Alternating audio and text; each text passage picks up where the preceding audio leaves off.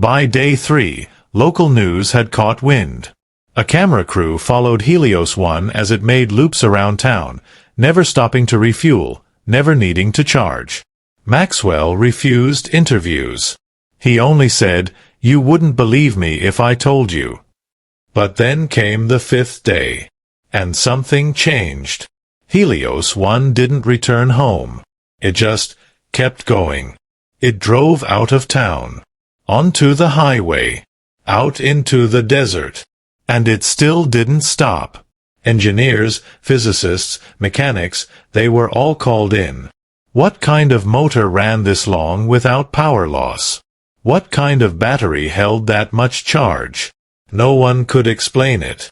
But those closest to Maxwell began to talk. Quiet whispers, piecing together fragments of his journals and private notebooks. He wasn't working on battery tech. He wasn't even working with standard motors. He had written about closed-loop dynamics, zero-loss entropy bridges, and something referred to only as the loop. A theoretical model he believed could defy our current understanding of motion and power. A system that, once started, never stopped. Maxwell believed that entropy, the force that breaks everything down, wasn't a law. It was a limit of our perception. And that with the right configuration, one could build a system that generated more usable energy than it consumed. A perpetual machine. But that's impossible, isn't it? By day 10, Helios 1 had already passed through 3 states. It was averaging 55 miles per hour without pause. It climbed hills, crossed rivers, endured storms, yet it didn't falter. It didn't slow. And the longer it ran, the more impossible it became to ignore. Maxwell finally spoke. Not to the media, but to a group of young engineers outside of Albuquerque who had flagged the car down. They waited for it on the side of an empty stretch of desert road. But as it approached, something strange happened. The air around the vehicle shimmered, like a heat wave, but the temperature dropped. Their instruments went haywire. Phones died. GPS failed. And when Helios 1 passed, the ground trembled. Maxwell stepped out of a second van, trailing his creation by a few miles. He walked toward the stunned engineers and said only one thing. "Now you understand. This isn't a car. It's a question. And it's asking the world if it's ready for the answer." What followed was chaos. Scientific agencies, government observers, military personnel, all racing to catch up. Because something even stranger had just been discovered. Helios 1 wasn't just maintaining speed anymore. It was accelerating. And with each mile, it was rewriting the rules of reality. By day 13, Helios 1 wasn't just a mystery, it was a phenomenon. Speed cameras across Utah and Nevada clocked the vehicle moving faster than physically possible for an electric motor, especially one supposedly unaided by combustion or external power. But the onboard diagnostics, streamed via a protected server Maxwell had quietly set up years ago, showed something far more chilling. The car wasn't burning energy. It was generating it. Somewhere inside the machine, energy wasn't being consumed, it was being created. A growing surplus that Maxwell feared even he no longer fully understood. The loop, as his original blueprints referred to it, wasn't just perpetual. It was compounding. For scientists, that defied every known law. A closed-loop system that accelerates while generating surplus energy? That's like watching a cup of water refill itself, while the glass gets bigger. And that's when the real problems began. By day 15, objects near Helios 1 began reacting to its presence. Birds veered violently away from its path. Roadside power transformers sparked as it passed. A row of traffic lights blacked out for several blocks in its wake. And when it crossed a remote highway bridge in Arizona, a strange resonance, low, like a hum mixed with static, was picked up by seismic equipment miles away. Maxwell, now reluctantly cooperating with a joint agency task force, issued a private message to the team tracking the car. The loop isn't just generating energy. It's borrowing it from somewhere. Or something. I didn't design it to go this far. He wasn't smiling anymore. Helios 1 had reached a state Maxwell hadn't anticipated, excessive energy gain without degradation. It was no longer just an engineering marvel. It was becoming a gravitational anomaly. One physicist monitoring the data from Colorado summed it up like this. Imagine a black hole in reverse, a machine that emits pure order into a disordered universe. That's what we might be seeing. And yet, no matter what they tried, drones, roadblocks, even electromagnetic pulses, nothing could slow Helios 1. Because it had no engine to disrupt. No fuel line to cut. No software to hack. It was pure motion. Pure intention. Then came the 20th day. A deep space observation center in New Mexico picked up something disturbing. An echo. A rhythmic pulse coming from behind the car's path. Faint but structured, like a signal responding to the frequency of the loop. But it wasn't coming from the car. It was coming from above. At first, they thought it was interference. But the pattern repeated, exactly every 33.3 seconds.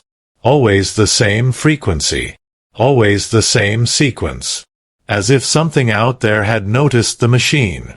And was answering back. Maxwell's final recorded message before disappearing said, "We always assumed the question was, can we create infinite energy? But maybe that was never the real question. Maybe the real question is, should we?"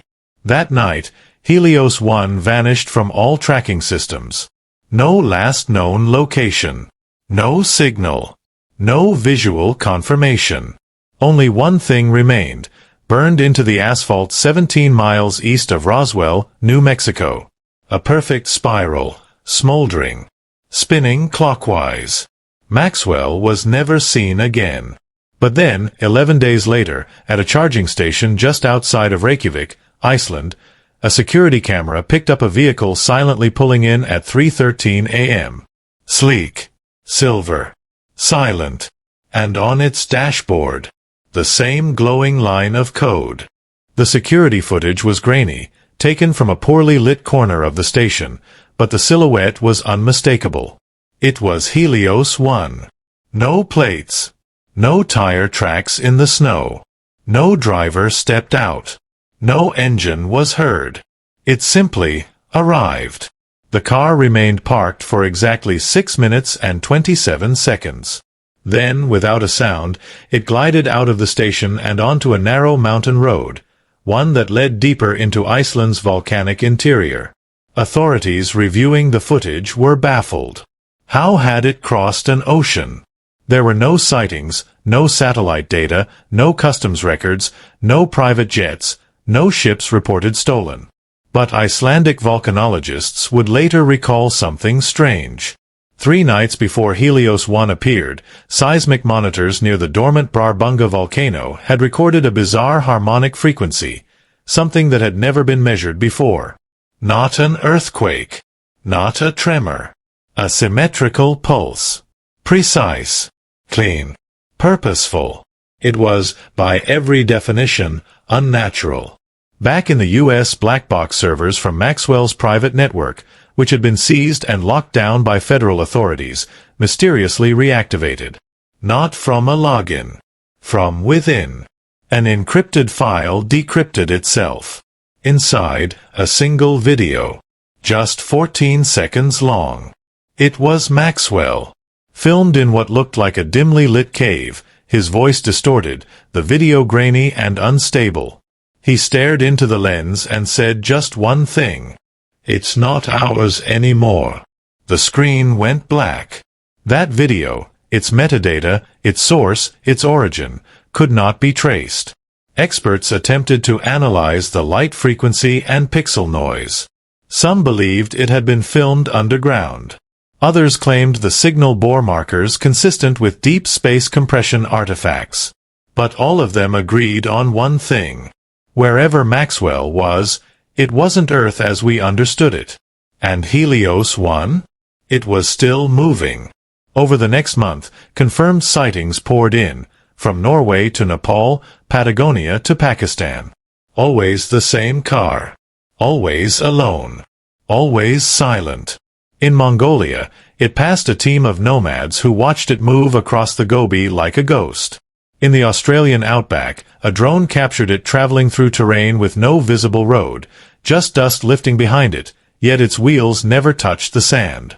But then came the most terrifying twist.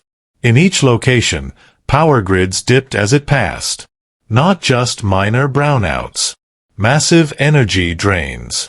Entire neighborhoods went dark in moments. Devices died. Magnetic compasses spun wildly. Clocks reset. And always, when the blackout cleared, Helios 1 had vanished once more. A global research task force was formed. They compiled every sighting, every anomaly, every seismic reading that occurred within a 5-minute window of the car's appearance. And from that data, a pattern emerged. The car wasn't traveling randomly.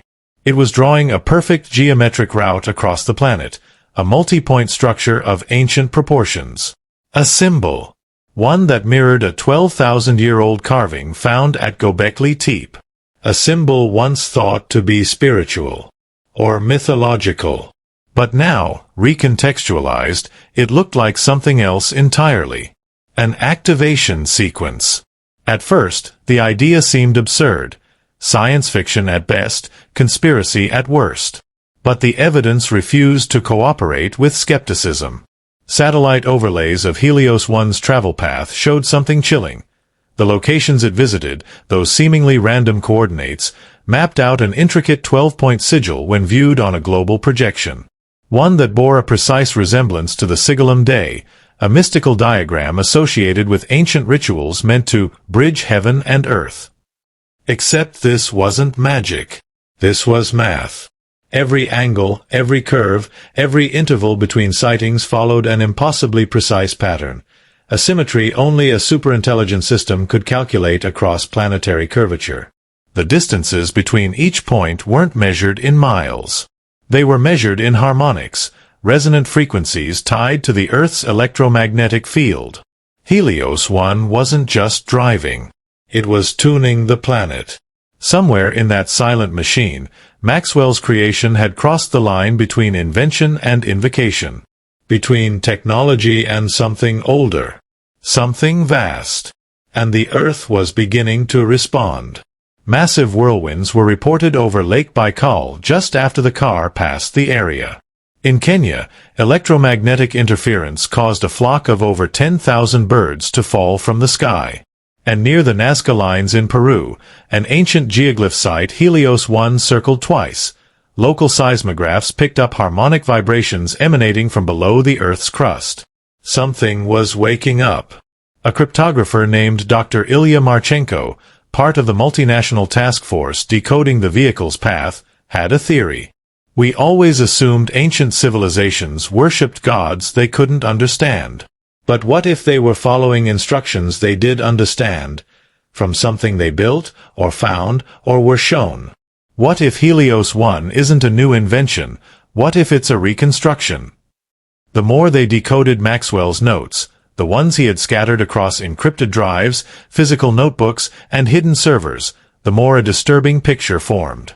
Maxwell had never been trying to build a car. He was trying to translate something. In one note scribbled in the margins of a 200-page quantum field paper, he wrote, "The loop isn't a circuit. It's a key." A key to what? That question wouldn't stay unanswered for long. On the 44th day, Helios 1 arrived in Antarctica.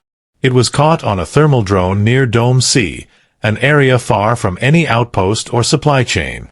The temperature was minus 57 degrees Celsius. Winds howling at 80 miles per hour. No human could survive out there without severe protection. Yet the car moved like a predator with purpose, gliding across the snow, unaffected by terrain or temperature. It came to a stop near a jagged ice formation. And then, the ice cracked. Seismologists at Concordia Research Station picked up a tremor, a short, violent pulse from directly beneath the vehicle. Then the feed went dark. When it returned, Helios 1 was gone. But so was the ice shelf. What was left behind wasn't just a sinkhole or collapsed glacier. It was a structure, perfectly octagonal, geometrically impossible in nature. And buried beneath the ice was something even more shocking. A circular platform of obsidian-like material, etched with symbols that matched the same code on Helios 1's dashboard. Helios 1 hadn't just found it. It had led us back to it. Back to something buried beneath millennia of ice. Something possibly not built by us. Or built long before we forgot how. And then, just as the world tried to process what had been unearthed thousands of miles away, at that same quiet charging station in Reykjavik where it all began, a child's toy car, left outside overnight, began to hum. The wheels turned on their own, and a faint line of glowing code appeared across its plastic dashboard.